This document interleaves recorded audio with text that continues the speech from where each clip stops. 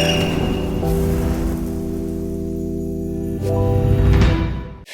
à tous, hello mes Phoenix et bienvenue sur ma chaîne YouTube et bienvenue dans ce deuxième Reborn très bien accompagné. Trop contente de faire cette vidéo avec toi. Je te remercie d'être venue à Lyon pour qu'on puisse faire cette vidéo. Voilà, vous l'avez vu, on n'est pas dans mon petit studio parce qu'on est chez Mademoiselle et on a une très belle lumière, je suis très contente. Ah bah c'est parfait, ça nous fait un beau teint. Un beau teint.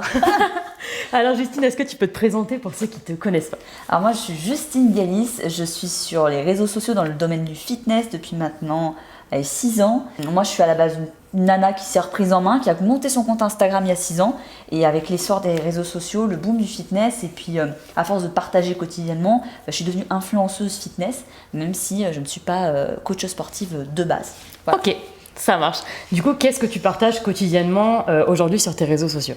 Je partage pas mal de photos avec des titres de motivation, un peu plus de lifestyle maintenant, c'est-à-dire que je partage pas mal aussi un peu mes tenues, un peu mes voyages, un peu mes amis, un peu mon chéri et surtout pas mal de training qui est lié à un programme que j'ai sorti qui est à base de HIIT et comme ça me permet de partager des séances gratuites sur les réseaux sociaux, sur YouTube, sur Instagram et comme ça les gens ils peuvent s'entraîner.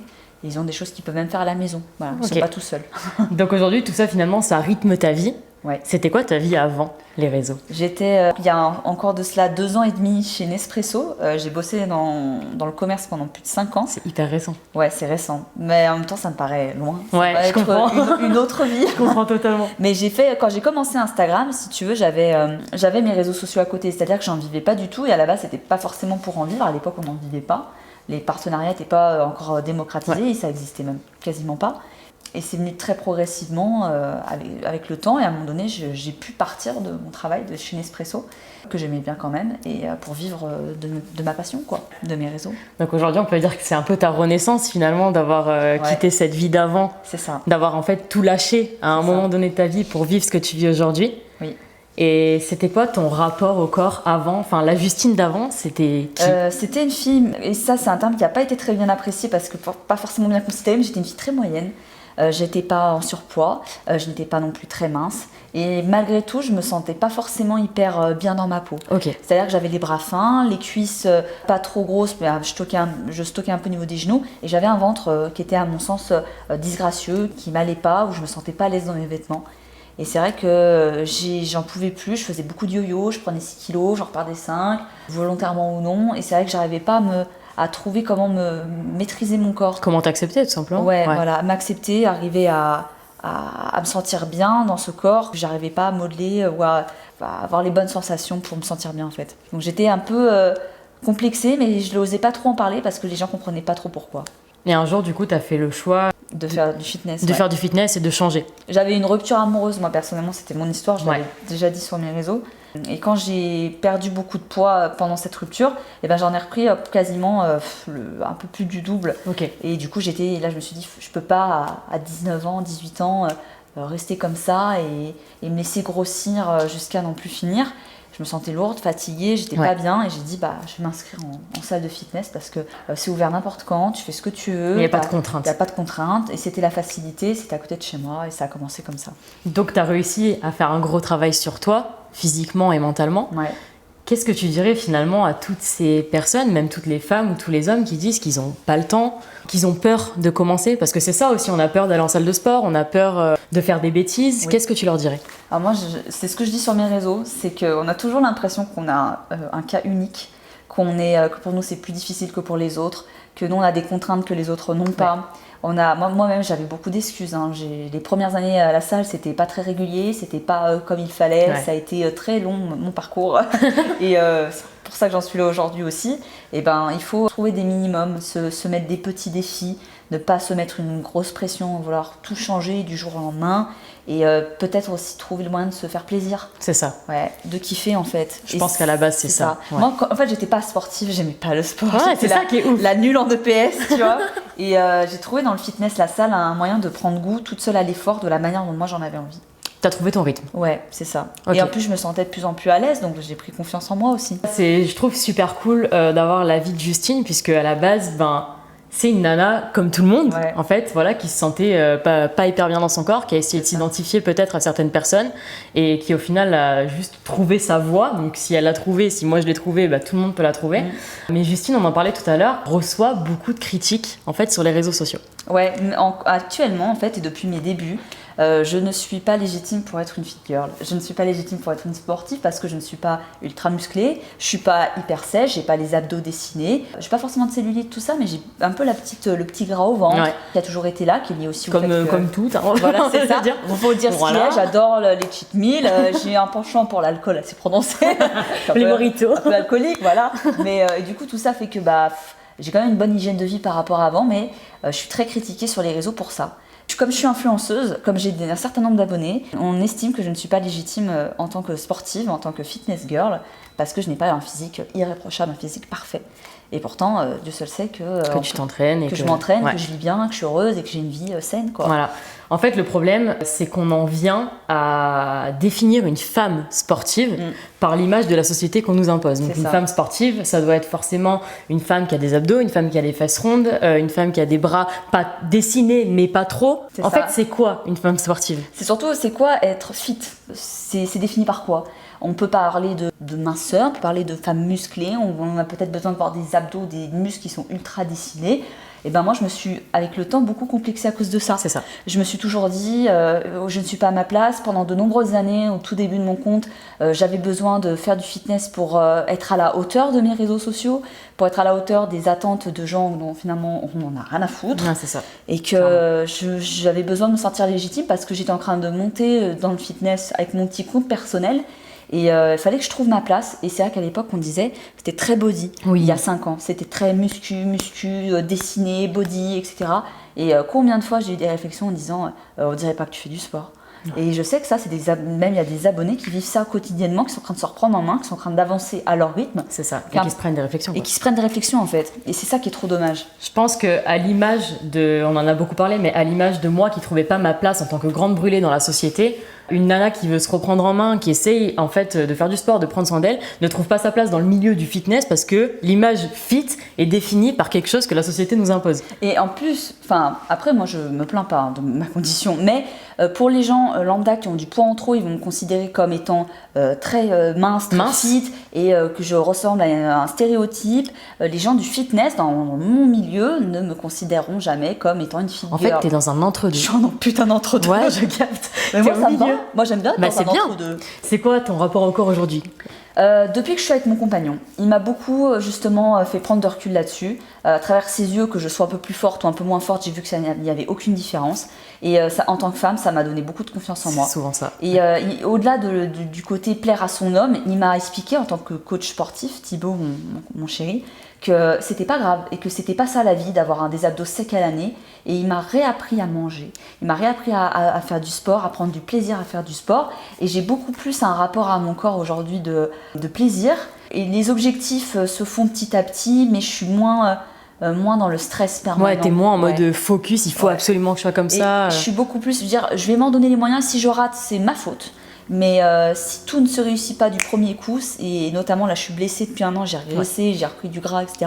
C'est pas grave, c'est la vie. C'est pas grave, ouais. Et ça arrive. Voilà. En fait, je pense que être sportif, c'est savoir s'écouter. Ouais. C'est savoir écouter son corps et c'est pratiquer en fait le sport avec bienveillance. Il faut trouver son rythme de croisière, il faut pas s'attendre à des résultats ultra rapides au risque d'être déçu, de se comparer à Micheline qui est débutante niveau 0 et qui va avoir une progression de fou parce que justement elle débute. Ouais. Et nous, ça fait 2-3 ans qu'on a de la muscu. Moi je sais qu'en 6 ans, il y a des gens qui disent mais à telle année tu dois avoir tel niveau. Or, en sport, t'as pas de physique type par niveau de pratique. On progresse tous différemment et on évolue tous différemment. Sinon, ça veut dire qu'au bout de 10 ans de sport, tu devrais ressembler à Musclor, quoi, ou à Hulk. Et si tu n'y arrives pas, t'es une merde, quoi. Exactement. Donc du coup, moi, je trouvais ça important de faire cette vidéo Reborn avec Justine parce que Reborn, donc c'est des histoires de personnes qui s'en sont sorties, qui ont relevé la tête ou qui ont décidé de changer de vie. Et de ne pas se laisser abattre par les dictats des réseaux sociaux. Exactement. Qu'on soit abonné ou influenceur. Exactement. Et c'était important parce que je trouve que le parcours de Justine, beaucoup de femmes et d'hommes peuvent s'y identifier avec la pression qu'on a sur les réseaux sociaux, même dans la vie de tous les jours, en mode fitness. Rien que quand tu vas dans une salle de sport, tu as une certaine pression qui s'exerce sur toi. Tu vas à la salle, t'as pas d'abdos, mais qu'est-ce que tu fais là? Les gars, ça fait 6 ans que je m'entraîne, restez tranquille quoi. Et c'est pas grave si on n'a pas des abdos. C'est pas grave, on prend du poids, le corps change en fonction du matin au soir, de début de semaine. Exactement. Si on est une femme, il y a les hormones. Il y a tellement de choses qui rentrent en jeu. Exactement. Et moi, j'ai été victime, et je suis encore victime aujourd'hui, je m'en fous. Hein. Je sais que ce que je vis, les abonnés peuvent le vivre aussi. Bien moi, sûr. ça a toujours été mon message sur mes réseaux.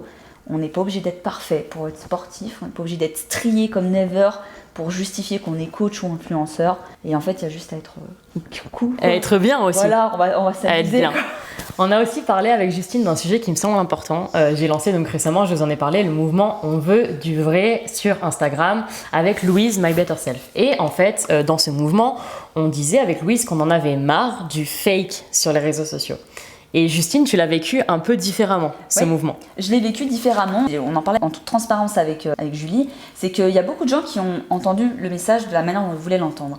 C'est-à-dire qu'ils ont pensé qu'en disant on veut du vrai, et ben c'est toutes les personnes qui sont mieux que nous sont à bannir. On a dit que s'il y avait des complexes dans la société, c'était forcément à cause des gens qui étaient mieux que nous. Et moi, quand je vois une sportive qui est beaucoup plus musclée, beaucoup plus sèche, bah, je sais qu'elle est plus assidue que moi et que mon corps, j'ai le résultat que je mérite et les personnes ont les résultats qu'elles méritent. Et il faudrait arrêter de toujours se projeter sur les autres et d'attendre aussi de voir les défauts chez les autres pour se sentir mieux soi-même. Il y a un vrai travail, comme on disait avec Julie, qui doit se faire nous dans notre tête. Dans notre tête, bien sûr. Même si c'est pas facile, mais arrêter de vouloir toujours reporter la faute sur les sportifs, les fit girls, alors qu'il y a des messages très sains, très positifs qui vont dans le même sens qu'on veut du vrai, qui sont dits, et je le vois moi depuis 5 ans, ça a bien évolué.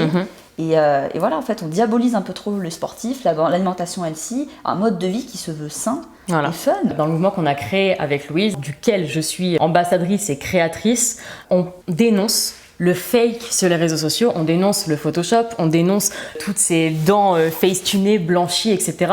qui font complexer les gens. Une femme qui fait du sport doit et peut inspirer d'autres personnes. Il ne faut pas tout mélanger. Et en fait, le mouvement On veut du vrai n'a pas été créé pour mettre à bas le fitness, en fait, le sport. Exactement. Après, c'est peut-être mon ressenti à moi, et peut-être qu'il y a des gens qui l'ont pas du tout compris comme ça. Mais c'est vrai que... si tu prends ces critiques aujourd'hui, pour moi, c'est assez légitime, en fait, d'en parler. Et de montrer que voilà, on veut du vrai, mais en fait, Justine, à travers son compte, montre aussi du vrai finalement, parce que... on n'a pas besoin d'être forte avec des bourrelets, des défauts. Il y a des sportives, elles ont travaillé, elles sont bien, elles sont heureuses, et elles font partie du mouvement comme n'importe quelle femme et comme n'importe quel homme. Les sportifs et les non-sportifs ne sont pas en guerre, et que c'est juste une question d'envie. De motivation. Puis il y a des gens qui ont besoin de s'accepter comme ils sont sans forcément faire du sport, mais il y a aussi un côté santé. Je parle beaucoup du côté santé dans le sport aussi. Ça, c'était important d'en parler. Qu'est-ce que tu dirais à la Justine d'il y a 10 ans, si tu devais lui donner un conseil? Alors, il y a 10 ans, j'en avais 16. J'étais dans une... Ah là là, 16 ans. De belles choses t'attendent, Justine. Tes démons de jeunesse seront ta force plus tard. Accroche-toi. Et n'écoute pas les gens. C'est bête, hein, ça fait cliché, mais... C'est pas bête du tout. Hein. Mais si j'avais écouté les gens, j'aurais arrêté à ça il y a longtemps, en fait. Et je trouve que c'est une réflexion hyper importante. C'est pour ça que je voulais en parler dans Reborn. Posez-vous la même question et demandez-vous quel conseil vous donnerez 10 ans avant. Et en fait, je trouve que ça permet juste de vous rendre compte à quel point vous avez évolué. Et si il y a 10 ans, je t'avais dit, Justine, tu seras là, qu'est-ce que tu m'aurais dit? J'aurais pas cru. Au final, toi, tu as réussi à faire quelque chose de très grand, avec une belle communauté. Non, mais c'est vrai. Ah oui, parce que je suis un peu une fan. Ça fait très longtemps que je la suis. Et moi, ça fait très longtemps que je la suis aussi. Mais elle le sait pas, d'ailleurs. T'as réussi à faire quelque chose de très grand, alors qu'à la base, t'avais peut-être un métier accessible, en fait. Ouais, puis même au-delà de ça, je m'entraîne de manière accessible. Hein. Je m'entraîne pas comme une acharnée mentale 7 jours sur 7. Moi, je m'entraîne 3 à 5 fois comme une pratiquante lambda. Et pour l'instant, je n'ai pas d'enfant. Après, je verrai le jour où j'aurai une vie de famille aussi. Hein. En fait, mon lifestyle est accessible. Mon corps, mon physique est accessible. Et ça peut être une tare qui m'est reprochée, mais pour moi, c'est une force. Ça veut dire que tout est possible sans trop non plus... Voilà, donc pour moi, je trouvais que c'était une vraie renaissance. Et une vraie renaissance à laquelle beaucoup de personnes peuvent s'identifier. Donc c'est vrai que dans Reborn, on va recevoir... on a reçu Nélia qui est amputée. On va recevoir d'autres personnes qui ont eu des accidents, des maladies. Mais Reborn, c'est vraiment accessible à tous dans le sens où ton histoire, n'importe qui peut s'identifier aussi. Voilà, et c'est pour ça que ça me tenait à cœur de recevoir Justine. Merci de m'avoir écouté. Voilà. Merci de m'avoir proposé. Et qu'est-ce que... Allez, Petit mot de la fin, on finit toujours les rebounds comme ça. Si tu avais un conseil, une phrase à dire. Croyez-y. Si vous faites quelque chose, que ce soit dans le sport ou dans la vie, toutes les fois où j'ai échoué, c'est des trucs en lesquels je ne croyais pas au fond de moi. Et quand j'ai commencé à, même si c'est des petites choses, à me dire que j'étais capable de faire du sport, que j'avais le droit et que j'en étais capable, et ben ça a marché. Step by step en fonction de ce qu'on ressent au fond de soi. Mais croyez en vous. Il n'y a pas de raison que vous n'ayez pas le droit d'être heureux et de réussir des choses. Parfait, voilà. Je crois qu'on a tout. Je crois qu'on a tout. Bah, Justine, merci beaucoup. Merci à toi, Julie. Et on se retrouve la semaine prochaine pour une nouvelle vidéo et très bientôt pour un nouveau Rebound. À très bientôt.